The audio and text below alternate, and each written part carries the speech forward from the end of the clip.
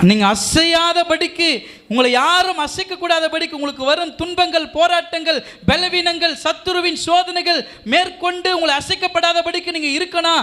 ஜெபிக்கிறவர்களாகவும் கர்த்தரை துதிக்கிறவர்களாகவும் நீங்கள் இருக்கணும். தானியேல் 3:16-17 வரைக்கும் நீங்கள் வாசித்து பார்க்கும் பொழுது, அந்த இடத்துல சாத்ராக், மேஷாக், ஆபேத்நேகோ என்பவர்கள் கர்த்தரை ஆராதிக்க கூடாதபடிக்கு தடை செய்யப்பட்டார்கள். அந்த இடத்துல அவர்களை கொண்டு போய் எங்கே போட்டாங்க?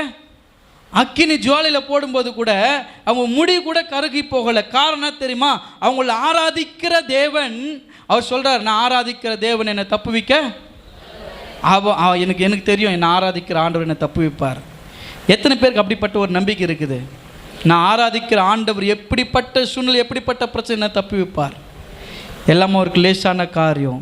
அதனால் சாத்ராக், மேஷாக், ஆபேத்நேகோ கடந்து வந்த பாதைகளை விட இன்றைக்கி நம்ம போய் கொண்டிருக்கிற பாதைகளிலும் நம் ஆராதிக்கிற தேவன் நம்மை தப்புவிக்க